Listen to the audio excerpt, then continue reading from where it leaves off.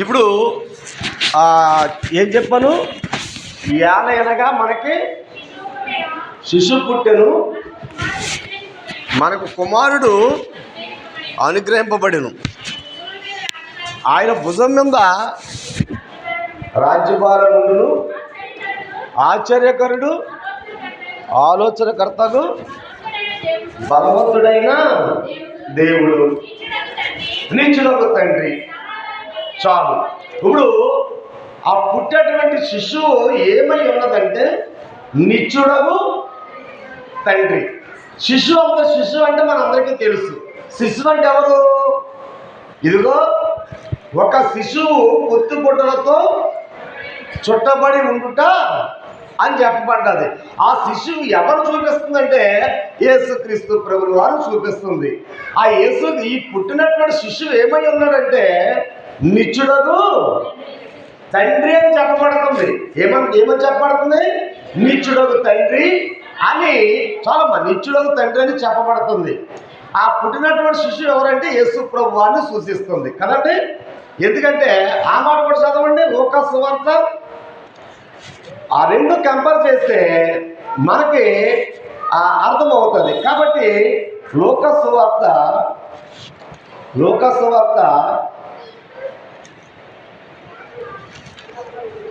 2వ అధ్యాయము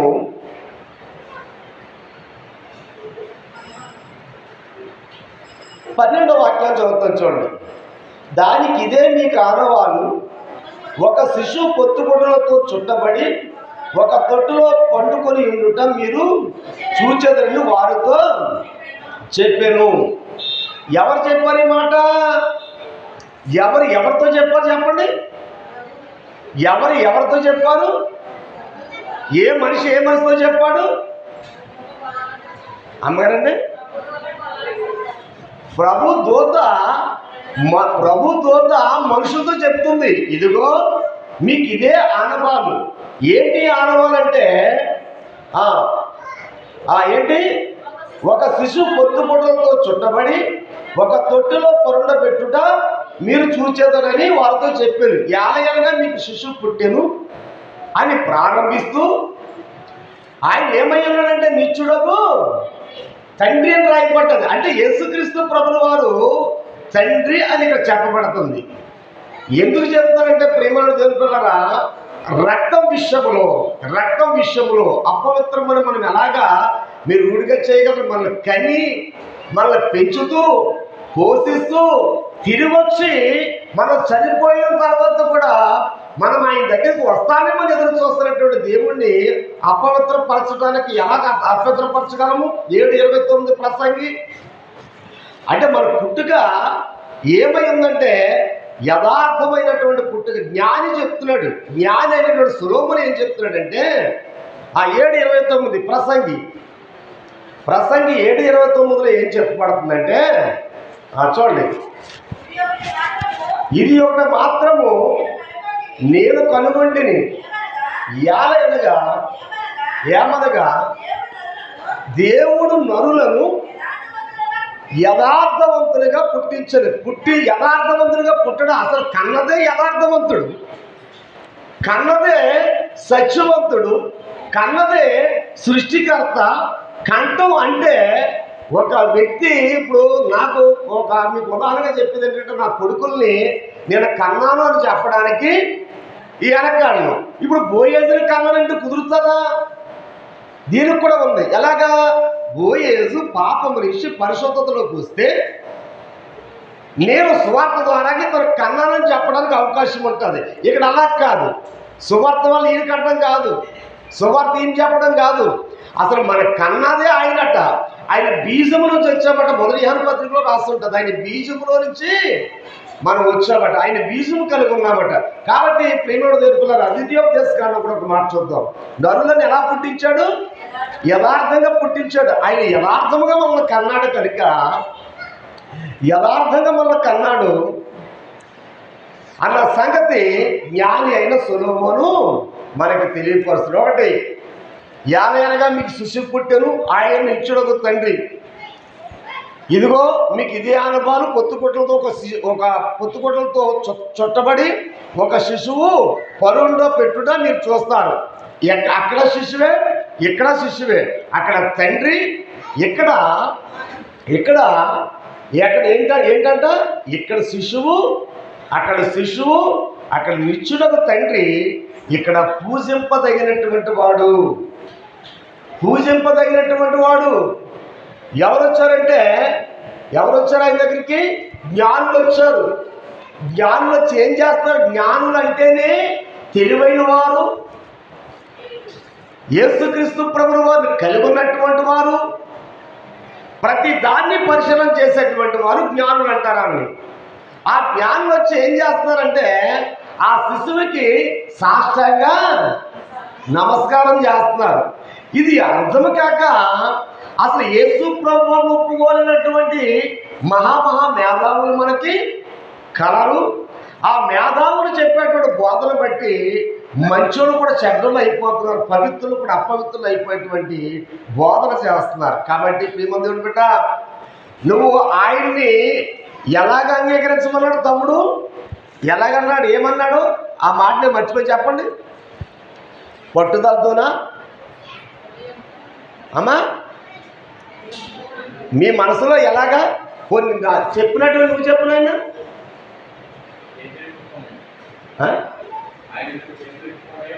అది ఆయన మీద కేంద్రీకృతం అయ్యి ఉండాలి. అంటే ఆయనే నీ తండ్రి, ఆయన నీ సృష్టికర్త, నిన్ను పోషించేవాడు, నిన్ను నడిపించేవాడు, నిన్ను ఆదరించేవాడుగా ఉండాలి.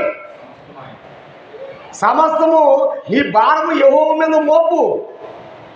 అయ్యా ఇదిగో ఇది నాకు కొంచెం ఇది సహాయం చేయమని అడుగు. అది కూడా అడగవలసి వద్దంటాను. కారణం ఏంటంటే నువ్వు నిజంగా ఆయన నీ మనసంతా ఆయన కేంద్రీకృతమై ఆయన ముందే నీ మనసంతా ఉందనుకోండి, నీకు ఏది కావాలో, నీకు ఏది అక్కరగా ఉందో తెలుసా ఆయనకి. ప్రయాణం డబ్బులు లేవా? నీ ప్రయాణంలో కొంచెం అలజడులు జరుగుతున్నాయా? నీ ప్రయాణంలో నువ్వు వెళ్తే ఇంటికాడ ఏదైనా ప్రమాదం ఉందా? ఇవన్నీ కూడా ఆయన తెలుసు కనుక నువ్వు నిశ్చింతగా ఆయన ముందు భారం వేసుకుని నీ ప్రయాణం కొనసాగించవచ్చు. నీ బ్రతుకు బండి ఉదయం నుండి సాయంత్రం దాకా కూడా ఆయన ముందు భారం వేసుకుని ముందుకు కొనసాగినప్పుడు ధైర్యం అనేటువంటిది ఉంటుంది. ఎందుకు ఉంటుంది? నా వరకైనా చెప్తాను, నాకు ప్రభుకి పొద్దున చెప్పాను, నాకు ఇబ్బంది ఏమీ ఉండదు అనుకుంటాను. పోతానంతే, వస్తాను. వస్తాయి నొప్పులు, వస్తాయి ఏంటి దళ్ళలో వస్తాయి, అన్నీ వస్తాయి. అన్నీ వచ్చినా ఆయన చూసుకుంటున్న నిరీక్షణతో ముందుకు వెళ్ళిపోతుంది. ఎలాగా? అక్కడేమో శిశువు నిత్యుడకు తండ్రి, ఇక్కడ శిశువు, ఇక్కడ పూజింపదగినటువంటి జ్ఞానులు ఆయన పూజించారు. అంటే నేను దాని గురించి అనట్లేదు, కానీ ద్వితీయోపదేశకాండం 32 అధ్యాయము 32 అధ్యాయము ఇక్కడ ఏమి రాసిందంటే, నిన్ను పుట్టించిన ఆశ్రయ దుర్గము విసర్జించితివి, నిన్ను కనిన దేవుణ్ణి మర్చిపోయావు. నిన్ను కనిన దేవుణ్ణి మర్చిపోయావు. 32 ద్వితీయోపదేశకాండం 32:18. నిన్ను కనిన దేవుణ్ణి మర్చిపోయి. నిత్యుడకు తండ్రి కన్న దేవుడు. మీకు అర్థమవుతుందా? కన్న దేవుడు. ఇప్పుడు మన మధ్యన సంచరించినటువంటి దేవుడు ఎవరంటే యేసుక్రీస్తు ప్రభు. ఒకటి చూడండి, ఒకటేమో నిత్యుడకు తండ్రి, రెండోదేమో కనిన తండ్రి, మూడోదేమో మన మధ్యన సంచరించినటువంటి తండ్రి. చూడండి, మనం ఎక్కడి నుంచో రాలేదు. ఇశ్రాయేలు వేరు, మన వేరంటకు లేదు. ఇశ్రాయేలు వాగ్దాన పుత్రులైతే వాళ్ళు దేవుణ్ణి అంగీకరించి వాగ్దాన పుత్రులైతే మనం దేవుని అంగీకరించి అందులమయ్యాం. మనము ఆదాము గారి గర్భంలో నుంచే వచ్చాం. ఆదాము గర్భంలోకి ఎక్కడి నుంచి వచ్చారంటే దేవాది దేవుడు సృష్టికర్త దేవుడి గర్భంలో నుంచి ఆదాములోకి వచ్చాం.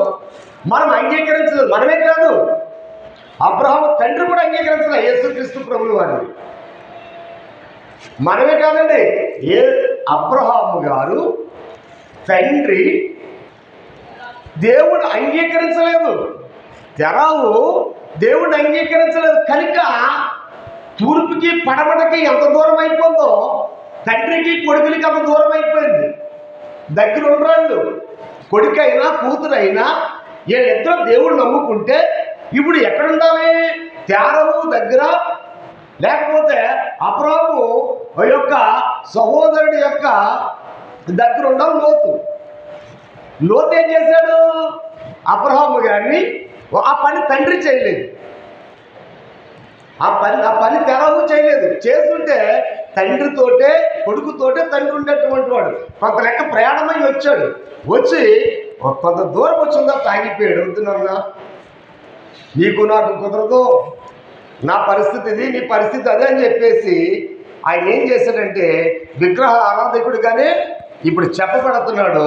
అబ్రహాం ఏమో ఎక్కడున్నాడు? ఇప్పుడు పరదేశంలో ఉన్నాడు. ఇప్పుడు ఆయన ఏం చెప్పాడు? నీ విశ్వాసులకు తండ్రి. నీ విశ్వాసం అయితే నీకు తండ్రిగా ఉంటాడు అక్కడ పరదేశంలో. విశ్వాసులకు తండ్రి అని పెట్టాడు ఆయనకి. ఇప్పుడు ఈయనేమంటున్నాడు? ఒకటి నిత్యుడొక తండ్రి, రెండవది కన్యల తండ్రి. చూడండి మూడో మాట యోహాను సువార్త 14వ అధ్యాయానికి రండి.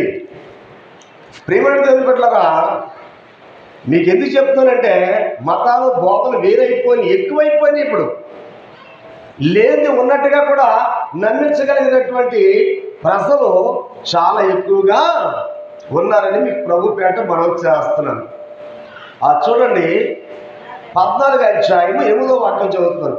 అప్పుడు ఫిలిప్పు, ప్రభువా తండ్రిని మాకు కనపరచుము, మాకంతే చాలునని ఆయనతో చెప్పగా, యేసు ఫిలిప్పు, నేను ఎంతకాలం మీ వద్ద ఉండినను నీవు నన్ను ఎరగవా? ఫిలిప్పు వేరు మనం వేరు అంటలేదు. ప్రియమైన దేవుని బిడ్డలారా, అందరం కూడా ఆదాము గర్భం నుంచి వచ్చాము.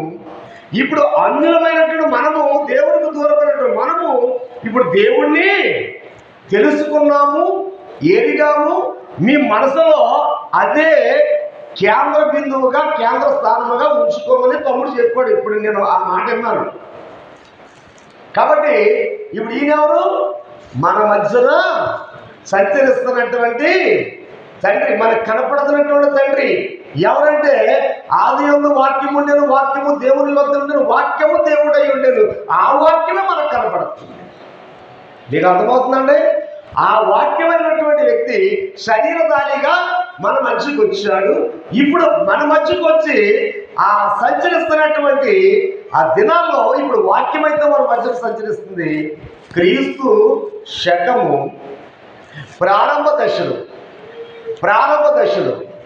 ఇంకా మరి యేసుక్రీస్తు ప్రభువు వారు చనిపోకముందు ఆయన చెప్తున్న మాట ఏంటంటే, ఫిలిప్పు ఎంతకాలము నేను మీతో ఉండి నువ్వు నన్ను ఎరగవా? ఇంకెక్కడికి తీసుకురా తండ్రిని, నేనే కదా తండ్రిని అన్నట్లుగా ఈ మాట మనకు కనపట్లేదా? అది ఆలోచిస్తుంది. ఇప్పుడు ప్రియమైన దేవుని పిల్లరా, చూద్దాం మరొక మాట మనం చూద్దాం. ఏంటి అంటే హెబ్రీ పత్రిక 12వ అధ్యాయము 9వ వాక్యాన్ని కూడా ఒకసారి మనము చూద్దాం. 12:9 అండి. నేను కూడా చూసుకున్నామండి. నేను అడుగుతాను, అయిపోయిన తర్వాత అడుగుతాను, మీరు చాలా జాగ్రత్తగా చెప్పాలి సుమా.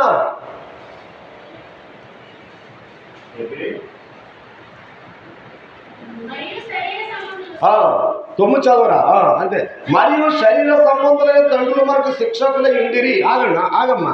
ఇప్పుడు మా అమ్మగారు మా నాన్నగారు శరీర సంబంధులైనటువంటి వారిద్దరు కలయికను బట్టి నేను పుట్టానని వారు అనుకుంటున్నారు. కానీ దేవుడు వారిని పుట్టించడం గల కారణం ఏంటంటే, నన్ను వారి బ్రతుకున్నంత కాలం నన్ను పెంచి పెద్దవారిని చేయలాగున ప్రతిదీ కూడా దేవుడు వారికి అర్థం చేసుకుంటూ వచ్చాడు. బట్టలు కావాలన్న బట్టలు ఇచ్చాడు, ఆహారం కావాలన్న ఆహారం ఇచ్చాడు, ఇల్లు కావాలన్న ఇల్లు ఇచ్చాడు, వాహనం కావాలన్న వాహనం, ప్రతిదీ గాలి సమస్తము కూడా వారి ద్వారా దేవుడు నాకు అర్థం చేసుకుంటూ వచ్చాడు. వారు వదిలిపెట్టి వెళ్ళిపోయారు. మరి ఇప్పుడు నిరీక్షణ లేదు నాకు, రోజు ఏడుతో కూర్చోనా? కానీ బైబిల్ తెలుసు కనుక ఇప్పుడు ఈ నాకేమై ఉన్నాడంటే, నాకు తండ్రి అయి ఉన్నాడని చెప్పేసి ఇక్కడ ఎప్పుడైతే ఈ లేఖనం చెప్పబడ్డదో అప్పుడు కొంచెం ధైర్యము కలిగింది. మీకు అర్థమవుతుందా? ఏంటి ఆ ధైర్యం అంటే కింద చదువుదాం. వారి యందు భయభక్తులు కలిగి ఇంటివి అట్లయితే ఆత్మల తండ్రి అయిన వారికి మరి ఎక్కువగా లోబడి. మీకు అర్థమవుతుందండి? ఇప్పుడు ఈ తండ్రి ఎవరు? ఆత్మలకు తండ్రి. శరీరం వేరు, ఆత్మ వేరు. శారీరక తల్లిదండ్రులు వేరు, వాళ్ళు చనిపోయారు. ఆత్మ తండ్రి చచ్చిపోలేదు, చచ్చిపోయి మన కొరకు బ్రతికాడు. మనం కూడా అలా చనిపోయి బ్రతుకుతాము. ఆయన ఏదైతే చేశాడో అదే రీతిలో అటువంటి దేవుడు పాప శరీరాకారంతో వచ్చాడంటే మీరు ఎలా నమ్మారు? అసలు బైబిల్లో రాసున్న మాట, నీ కొరకు ఆయన మహాకాశములు విడిచిపెట్టుకుని ఈ భూమి మీదకి వచ్చి ఆయన మండు టెండలో కూడా సంచరించినటువంటి దేవుడు అంటే మనకి లోకువ. చాలా మందికి బాధకులకు అర్థం కాక లోకువ, మనకైతే అర్థమైన తర్వాత కూడా లోకువ. కనపడని దేవుడే కదా అని. మీకు అర్థమవుతుందండి? ఇప్పుడు 4 మాటలు చెప్పాను. ఈయన ఆత్మలకు తండ్రి. 4 మాటలు ఏంటి చెప్పండి? 4 మాటలు ఏంటి చెప్పండి? మొట్టమొదటి మాట నిత్యుడగు తండ్రి. యెషయా గ్రంథములో 6:9 రాయబడి ఉంటుంది. రెండవది ఏంటి చెప్పండి? కనిన తండ్రి. అంటే నిత్యము మనతో ఉండేటువంటి తండ్రి మన కన్నాడు కనుక మనల్ని ఎలా కన్నాడు అంటే, ఎలా కన్నాడమ్మా? నిజమే కదా? ప్రశ్న, ఎలా కన్నాడు? అసలు కంఠం ఏంటి? ఎలా కన్నాడు మనల్ని? ఎలా కన్నాడు? ఎన్ని నెలలు మోసాడు? ఆయన గర్భంలో ఎంతకాలం ఉన్నాము? ఎప్పుడు ఆయన పుట్టాము? ఎప్పుడు ప్రసవించాడు? చెప్పలేము. కష్టం. మీరు ఏదో చిన్న భోజనం పెట్టమంటే పెడితే తింటాం తప్ప ఏంటి పెద్ద మురుగులు అంటుకొచ్చి మీరు పీకండి అంటే నవరండి అంటే నవ్వుతా పెట్టండి మేము అన్నట్టు ఉంటుంది ఇది కథ. అంతే కదండి. కారణం ఏంటో చెప్పనా? ప్రియమైన దేవుని బిడ్డలారా, మనము ఎక్కడ రాస్తుంది ఈ మాట? బలమైన ఆహారం ఎవరికి తగులు? ముడిసిలే కాదు, రాళ్లే కాదు, రప్పలే కాదు, అన్నీ కూడా చూడండి. నీరు తగిలేటప్పటికి నీరు వెళ్ళి రాయిని కొడుతున్నట. రాయి ఏం చేస్తుందట? క్రమక్రమంగా కరిగిపోతూ వస్తుందట. నీరు రాయిని కరగజేస్తుంది. ఇవన్నీ అబద్ధాలండి. డాక్టర్లు అడుగుదాం ఒకసారి. డాక్టర్లు అడిగితే ఏమంటారు తెలుసా? నాకు కిడ్నీలో రాళ్ళు ఉన్నాయి. కిడ్నీలో రాళ్ళు ఉంటే ఆయన ఏం చేస్తాడని నొప్పి వస్తుందని వెళ్తే ఒక ఇంజక్షన్ చేస్తాడు, నొప్పి పోవడానికి పెయిన్కిల్లర్ ఇస్తాడు, నొప్పి పోవడానికి ఇస్తాడు. తర్వాత దానికి తగిన మందులు ఇచ్చి చెప్పే మాట ఒకటే, ఏమంటాడు తెలుసా? నువ్వు నీళ్లు ఎక్కువగా తాగాలి. ఎందుకని నీళ్ళు తాగాలి? మందులు ఇస్తున్నాడు కదా, ఇంజక్షన్ చేస్తున్నాడు కదా, అవసరమైతే ఆపరేషన్ చేసి పోతున్నారు కదా. మరి ఇదెందుకు అని అంటే, ప్రియమైన జరుగుతున్నారు నీళ్ళు ఎందుకు ఎక్కువ తాగమంటాడంటే, ఈ కిడ్నీలో ఉన్న రాళ్ళు కరగటానికి. ఒంట్లో ఉన్న రాళ్ళని కరగ అన్నీ ఉన్నాయి మనకి. పంచిపోతాలంటే ఎక్కడో లేవు, పంచిపోతాలే మనము. అవి మీకు పూర్వమే వివరించేస్తాను నేను. పంచభూతాలు కలిగినటువంటి మనిషి, పంచభూతాలు ఎలా కలిగి ఉన్నటువంటి వాడు మీకు వివరించాను.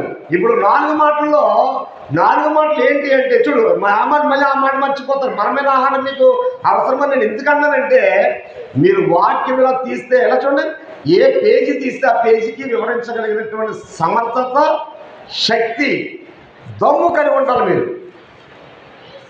అప్పుడే నాకు మంచి పేరు వస్తుంది. లేదనుకో ఒక్క మాట మీకు చెప్తున్నాను. ప్రియమైన దేవుని బిడ్డలారా, ఒక్క మాట చూడండి. 2వ దినవృత్తాంతములు 27వ అధ్యాయము 2వ వాక్యం చదవండి. మీకు మీరే చదవండి. కాబట్టి నా నా ఆధ్వర్యంలో మీరు ఎలాగ ఉంటారంటే వీళ్ళు లేదు. 2వ దినవృత్తాంతములో 27వ అధ్యాయము 2వ వాక్యం, ఖచ్చితం ఇలా ఉండటానికి వీలు లేదు. నేను దుర్మార్గుడిని అయితే మీరు కూడా దుర్మార్గంగా ప్రవర్తించవచ్చు. నాకు వాక్యం వచ్చినట్టు మీకు కూడా వాక్యం వచ్చి ఉండాలి. నేను మంచోళ్ళు అయినప్పుడు మీరు కూడా మంచోళ్ళు అయి ఉండాలి.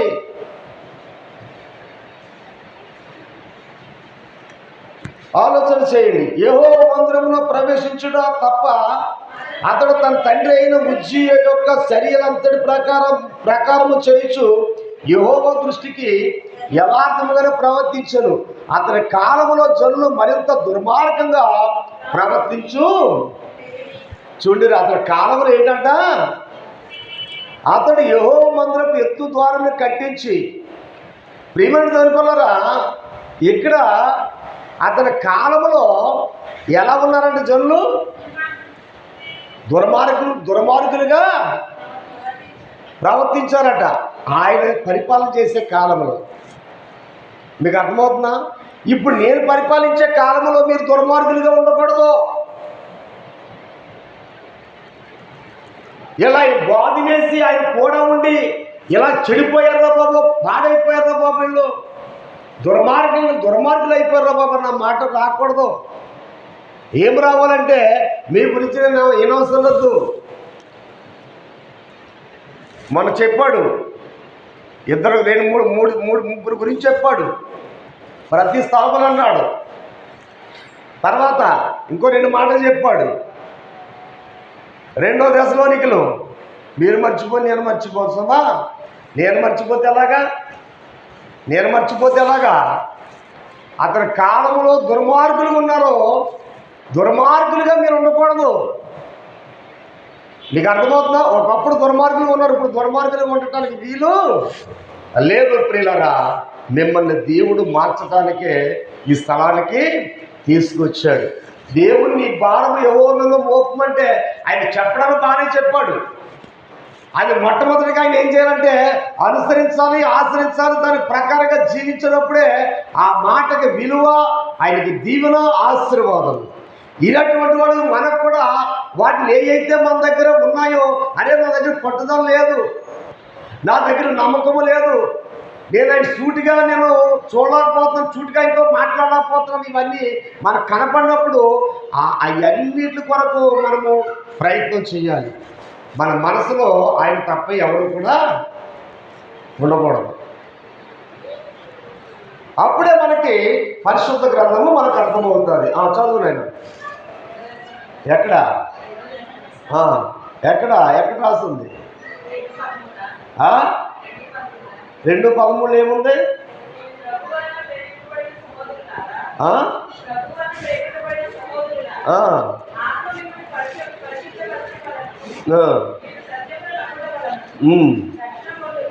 నా కాదు, నువ్వు ఎక్కడికి వెళ్ళిపోయావు.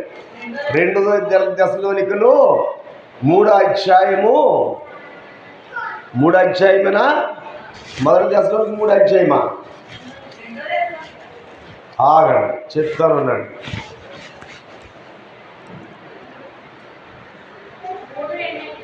అమ్మా 3:2 చదువు.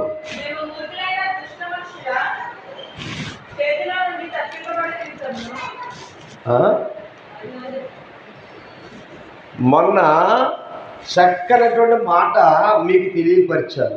ఏమని తెలియపరిచానంటే మీ గురించి మేము వినవసరం లేదు. ప్రతి స్థలములోనూ దశలోని కాకపోతే ఎక్కడి నుంచి వచ్చింది అది?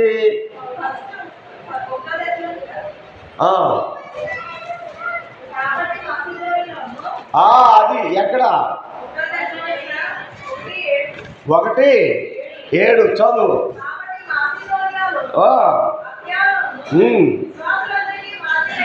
విశ్వాసులందరికీ మాదిరి అయితేరి అంటే ఈ అక్కయ్యలోను మాసిదోనియ ప్రతి స్థలంలో మీ గురించి నేను విన్నాను. ఓ మాసిదోనియ ప్రజలారా, అక్కయ్య ప్రజలారా, మీరు ఎక్కడ పడితే అక్కడ వాక్యం చెప్పడం నేను విన్నాను. మీకు వాక్యంతో పనిలే, కృపదాస్ గారి మందిరంకి వెళ్ళేవాళ్ళు, కృపదాస్ చర్చిలో ఉన్నటువంటి వాళ్ళు, కృపదాస్ గారు బోధనటువంటి వాళ్ళు, ఆయన ఆయన ఆయన ఆధ్వర్యంలో ఉన్నటువంటి వాళ్ళంతా కూడా చాలా మూర్ఖంగా ప్రవర్తిస్తున్నారు అన్నటువంటి మాట రాదు. ఆయన ఆధ్వర్యంలో ఉన్నటువంటి వాళ్ళందరికీ కూడా వాక్యం ఇక్కడ మనం వాక్యం చెప్పడం కాదు, వాళ్ళ దగ్గర మనం నేర్చుకోవాలన్నటువంటి వాళ్ళు చాలామంది ఉన్నారు.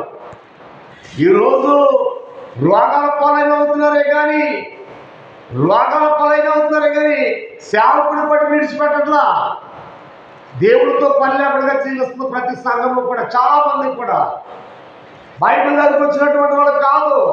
వాక్యం ఎవరికి వచ్చినో వాళ్ళే దైవం అంటే వాక్యం మాకు రాదు, మాకు ఓటు అన్నటువంటి ప్రజలు తయారయ్యేది.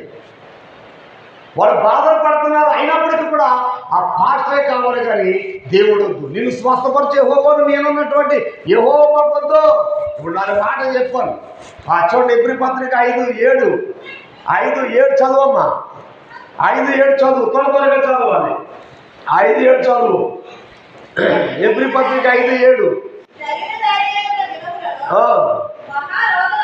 ఎక్క 5:7నా? 5:12 చదువుకొని కాలమును బట్టి చూస్తే మీరు బోధకులుగా ఉండవలసిన ఉండగా మొదటి మూల పాఠము మరలా మీకు ఒకడు బోధించవలసి వచ్చింది. దేవుడితో పని లేదు మీకు, మనుషులతోటే పని. అది ఏది బోధిస్తే అదే పట్టుకున్నారు తప్ప అయ్యా పరలోకములో ఇదేంటిది, పరలోకంలో పెద్దలు ఉన్నారు కదా, ఆ పెద్దలైనటువంటి వాళ్ళు మనుషుల, దేవదూతల, దయ్యాలా అని ఏనాడని అడిగాను. నన్ను అడగదు. నేను చెప్పుకుంటూ పోతాను, మీరు ఇంకా పోతారు తప్ప అసలు పరలోకంలో ఎవరు లేరున్నప్పుడు, ఎవరు లేరు యేసుప్రభు చెప్పినప్పుడు ఎవరు లేకపోవడం ఏంటండి? ప్రకటన గ్రంథంలో 24 పెద్దలు ఉన్నారు కదా, వాళ్ళు సాష్టాంగ నమస్కారం చేస్తూ ఉన్నారు కదా, ఆ 24 పెద్దలు మనుషులే కదా అని ఎవరైనా ప్రశ్నించారా? లేదు. అసలు వాళ్ళు ఎవరు ఇన్వెస్టిగేషన్ చాలా జాగ్రత్తగా అన్వేషణ చేయాలి, పరిశోధించాలి బైబిల్ని. ఆ కాలములో ఉన్నట్టుగా ఇప్పుడు మూర్ఖులు మూర్ఖత్వంలో ఉన్నారు అన్నాడు మాట రాకపోనగా వీళ్ళకి వాక్యం అవసరంతో చక్కగా వాక్యం నేర్చుకుని అనేకులకు చెప్తూ వస్తున్నారు అని చెప్పేసి అన్న మాటలు ఉండాలి. అది మానేసేసాం మనం. అది మానేసి మనం ఏదో చేస్తే ఎలాగమ్మా? ఒకసారి ఆలోచించండి. చాలా జాగ్రత్తగా మీరు ప్రతి దాన్ని కూడా పట్టుకుని ముందుకు వెళ్ళాలని ప్రభు పేట మీకు మనవి చేస్తాను. ఎందుకు చెప్తానంటే ఈ మాటలో మీరు మాసిదోనియాలోను అక్కయ్యలోను ప్రతి స్థలంలోను ఇప్పుడు చదువు కాలాన్ని బట్టి చూస్తే మీరు ఏమై ఉండాలి? ఎవరొకరు చెప్పాలన్న ఆలోచనలోకి రాకూడదు. జీవవాక్యాన్ని చేత పట్టుకుని వెళ్ళిపోయారు మాసిదోనియా వాళ్ళు, అక్కయ్య వాళ్ళు. దొరికిన ప్రతి స్థలంలో కూడా ఆ యొక్క సంఘ పెద్దలు ఎలాగైతే ప్రకటన చేస్తారో ప్రకటన చేసేస్తూ ఉన్నారు వీళ్ళు కూడా. కాబట్టి ప్రియమంతులు పెట్టారా, అలాగే నేను ఎప్పుడైతే వెళ్ళాను ఏమండే మీ బేబమ్మ గారు అవి బాబు ఏంటంటే బాబు పది ఇల్లు తిరిగేస్తుందా ఏంటి, రెప్పకేంటంటే బాబు ఇలా తయారైందో, ఇదివరకు అసలు నోరెత్తింది కాదు, మాట్లాడేది కాదు. అయిపోయి ఏంటంటే సాయి కుమార్ ఏంటి దొరికిన ఇలాగా మాట్లాడుతున్నాడు ఏంటంటే, ఇలా పోయేది ఏంటంటే ఇలా మాట్లాడితే ఎవరిని బ్రతకనివ్వట్లేదు. వాక్యం అంటాడు, రూల్స్ అంటాడు, ఏంటి నీతి అంటాడు, న్యాయం అంటాడు, పరిశుద్ధ అంటాడు. ఏంటంటే అసలు ఈ సంగతి ఏంటి అన్నటువంటి వినాలి నేను. అయినా మనం ఇంటికి వెళ్ళిపోతాం, మన పని మనం సర్టి పెట్టుకుంటాం, మన కుటుంబ వ్యవహారంలో ముందుకెళ్ళిపోతూ ఉంటాం. పిల్లగా స్త్రీలకు ఎక్కువ రెస్ట్, స్త్రీలకు ఎక్కువ ఖాళీ ఉంటుంది. ఇప్పుడు స్నానం 5 నిమిషాలు చేసే స్నానం ఉంటుంది, గంటలో చేసే స్నానం ఉంటుంది. 5 నిమిషాలు చేసేసి అన్నటువంటి స్థానం ఏదంటే, ఇప్పుడు ఈ స్థలాన్ని నేను విడిచిపెట్టి వేరే స్థలానికి వెళ్ళాలన్నప్పుడు గవ్వ తెలుచుని వచ్చేస్తాను. ఏం పల్లెనప్పుడు ఏం చేస్తామంటే తాయితీగా చేస్తూ ఉంటాం కదండి, చెవు ముక్కు అవన్నీ. అయితే స్నానం చేస్తాం కానీ గవ్వ ఇవన్నీ కూడా చేసుకుని వచ్చేస్తాం. దాన్నే కాకిస్థానం అంటారు. కాబట్టి ప్రియమంతులు పెట్టారా, ఇప్పుడు 4 మాటలు చదువు చదివే కూర్చేయి కాదు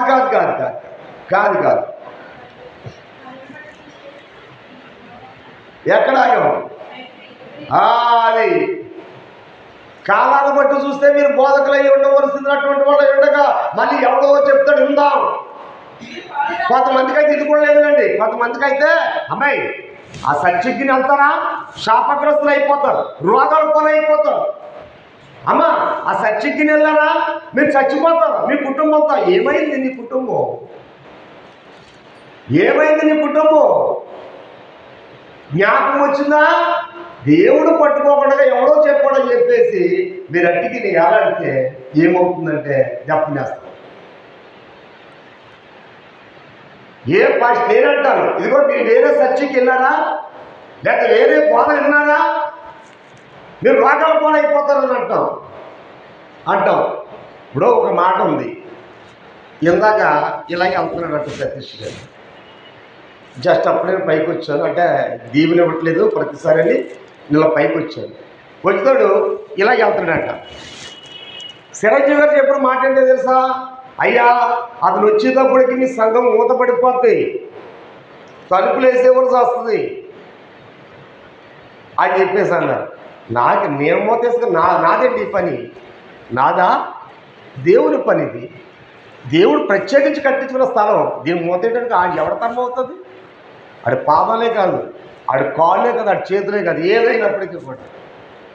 అయితే ఆ స్థలానికి మీరు పాటలు పాడుతున్నారు, ఏం చేస్తున్నారో నాకైతే తెలియదు. ఇప్పుడు అటో ఇటో అటు వెళ్ళాడు, మరి ఆడేం చేసేసాడో తెలియదు. ప్రేమను తెలుపున్నారా? కొంతమంది అలా పక్షుల్లో తిరుగుతూ ఉంటారు, దేవునితో పని ఉండదు. ఎక్కడ దీవెన ఆశీర్వాదం అంటే అక్కడికి వెళ్తారు తప్ప దేవుని ఇచ్చేవాడు దానికి ఆశీర్వాదం ఇచ్చేవాడు దానికి ఎవరు ఉండరు. జ్ఞాపకం ఉంచుకోండి. చదువు. పాలు తాగవలసినటువంటి వారే కానీ బలమైన ఆహారం తినవారు కారు. ఇప్పుడు బలమైన ఆహారం తినాలంటే ఒకటేంటి? నిత్యుడగు తండ్రి, యెషయా గ్రంథం 9:6. రెండవది ఏంటి? నిన్ను కనిన తండ్రి. ఏంటి ఎక్కడ? ద్వితీయోపదేశకాండం 32:18. తర్వాత మూడో మాట యోహాను సువార్త, వాక్యమై ఉన్న దేవుడు అని పెట్టుకుందాం. వాక్యమై ఉన్న దేవుడు ఒకటేమో నిత్యుడగు తండ్రి, రెండవదేమో కనిన తండ్రి, మూడవదేమో వాక్యమై ఉన్నటువంటి తండ్రి. లోకాసు వార్త దీంట్లోకి రాదు, ఆయన పూజింపదగినటువంటి వాడు. నాలుగో మాట ఆత్మలకు తండ్రి. ఈ 4 మాటలు ఎవరైతే అంగీకరిస్తారో వారే ఆయన సంఘం. అది తెలుసుకోవాలంటే సింపుల్గా కాదు, బోల్డ్ స్టోరీ ఉంది బైబిల్, ఆది కానీ ప్రకటన వరకు ఉంది తెలుసుకోవాలంటే. అర్థమవుతుందండి? కాబట్టి అటు రీతిగా మనం సంచరించాలని ప్రభు పేట మీ అందరికీ కూడా మనం చేస్తాం. ఇప్పుడు వాక్యములోకి వెళ్దాము. చాలా